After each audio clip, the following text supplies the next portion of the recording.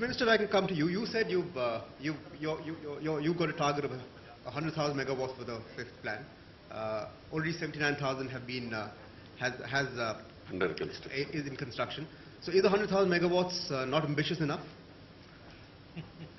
Yes, I'm quite confident because what we have done with my colleagues' assistance so far, I'm quite confident if I get filled and everything clearances okay, I'm quite confident. It is not difficult to give, you say, 100,000 megawatt in 5 years.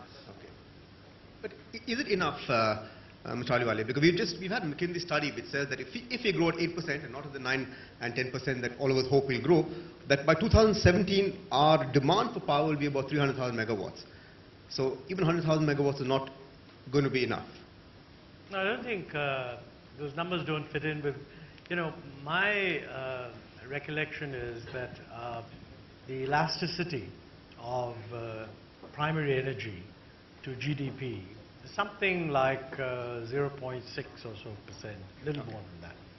So if you grow at 9% and your primary energy needs are growing at 7% or so, you're doing reasonably well. Okay, now, if you go at 7% for 5 years, you don't actually get to double. But we're talking about suppressed demand that's not there because of load shedding. We're talking about 125,000 villages being added to the grid. So, let me say that we have an artificially suppressed demand for energy at the moment?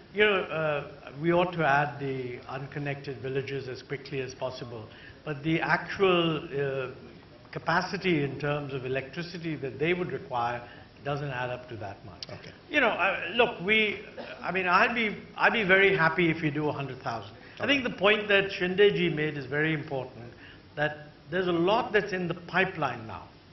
I think one of the reasons why the 10th plan did so badly was at the start of the 10th plan, if I remember, we only had 10,000 megawatts under construction. At the start of the 11th plan, we had something like 50,000 megawatts under construction. Now, this is not the start of the 12th plan. We have one more year to go. So he'll be starting a lot of projects between now and the start of the 12th plan. So if we've got 79,000 now and that goes up to, say, 85 or something of that order, then we will be starting the plan with a number of projects at different stages of construction. Okay. But of course, it's just not that. It's the financial side, it's the project clearances, and more than that, it's the coal that you need to produce the power. We have to take a comprehensive look at the whole thing. This 79,000 tons megawatts that you speak of doesn't include any projection for gas. Yeah, at the moment it is not included because there is a shortage of gas. Okay. And that's why we have not included. So it may, so if the gas will be available, yes, we'll do certainly more, more than that. If you to achieve the 9% that you hope that 12th plan will lay down, what kind of investment in infrastructure are you looking at? Well, I was saying earlier that about $1 trillion, I'm using the dollars because 1 trillion is easy to remember. You can also convert it into thousands of lakh crores and so on. 1 trillion is a good round number for the 12th plan.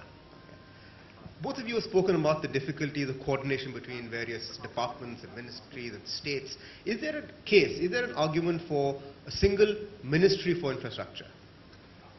Well, if you had a single ministry for infrastructure, it would have many different divisions. So I don't particularly put too much emphasis on just the structure.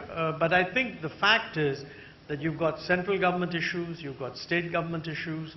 When you look at something like power, you also have transport issues, you have primary energy issues, i.e. the coal, you've got environment and forest clearance issues, you've got land acquisition issues. Now, it's not possible to put all of those into one ministry. I think we have to remember also that, in many of these areas... You said that you were looking at an integrated approach. So what did you mean when you said you were hoping to break the silos and... Well, for example, for a long time there was difficulty in moving forward on how to get clearances for coal mines for power projects. Now, this matter actually got referred to a group of ministers. Mr. Shinde is a member of that. So is Mr. Jairam Ramesh. The finance minister chairs it. Now, by putting it under a group of ministers, it automatically focused attention at a very high level.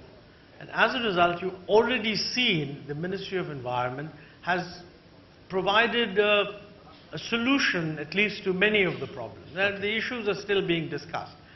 The only point I was making was that if you leave it to a routine treatment, it is very possible for a file to be bounced back and forth from a ministry at the same level. So I think if you have a coordination problem, you just need to create multiple sort of successive levels so that issues can get resolved. Now, when the issues get resolved with a clear identification of principle at the higher level, then I think the problem will be taken care of at the lower level. What, Mr. Shinde, is your biggest concern about meeting these targets? We look like we'll meet these targets. Is it going to be in coal? I mean, is it going to be the shortage of fuel? Is it the shortage of land? Or is it the money? That is there at their place, but the very important thing is monitoring. Okay. You see, earlier, the experience of the 10th plan, we planned it for 42,000 megawatt. We placed order for 21,000 megawatt. And the monitoring, there was no proper monitoring. Here we changed the monitoring. Today the system is this. I have done it 15,000 synchronized today because my monitoring system is three. One is at the Central Electricity Authority. Number two, we have expertise group that very retired people, those who have worked in the thermal or hydro sectors. They also go to the private firm groups, and the last one, the expert group submit the report to secretary, and every month I take report. No, I have. Every month I take a meeting of all retired secretaries. I have 9 to 10 retired secretaries. We meet every year along with this expert group, along with Central Electricity Authority, and those separate groups that we have made, they visit and report to this group. So we know where exactly is the difficulty and we sort it out. What do you think is the... Not only that, we have one member from FICCI, one member from CIA, so that it should be a very clear cut opinion should be there. If we are wrong, yes, they can correct it. So many times I received a good advice from these industrial houses also. Is land acquisition possibly the biggest, I mean, it will always be a contentious issue in a democracy. Is there a case for a very comprehensive resettlement and rehabilitation bill? Well, land acquisition is always a problem. But, you know, I think there are proposals to amend. Not working? Okay. As I said, you know, land acquisition is a problem, but there are proposals to amend the legislation that would make things a lot easier. I do think that in the past, the terms on which land has been acquired have not been sufficiently fair to the people whose land is being acquired. You know, when you think of the scale of these projects, the thousands of crores, very small improvements in the terms of land acquisition would make it much more acceptable. And I think a lot of this is a matter of just realizing that this is a problem, because we're operating on a scale totally different from what it was 10 years ago.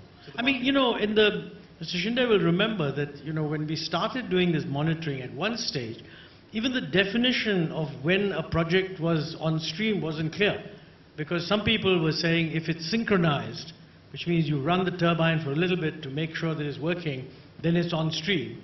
And it was finally decided that a project would be deemed to be completed and capacity added when it had reached commercial production. That's a delay of 6 months. So lots of little things took time to get sorted out. I think most of that is now in place. I mean, the detailed monitoring which the minister was talking about. Now we have to really get down to tackle a collectivity of problems with problem-solving mechanisms. That's all. As far as land acquisition is concerned, I have given directions to my corporations that they should acquire land or they should purchase land at the market rate only. With the ready reckoner, the ready reckoner's rate and the market rate, there is a vast difference. difference. And this agriculture is, they toil from years together, ages together, and when he is separate from his land, he feels that he should get a proper price for that. So I'll put one example from where it started. We started from Mauda in Nagpur and Sholapur, my constituency. The land was cost 50,000 of 1,000 rupees. We gave 7 lakhs to 8 lakh rupees acre. So people were one after, they were in queue to give the land. So this happened. So how much it costs is a project of 6,000 crores. We spent only 150,000 crores for land purchase. Nothing more than that. And if you calculate, you see, with 6,000 crores, this 150,000 is nothing. For long-term It's a project. peanut.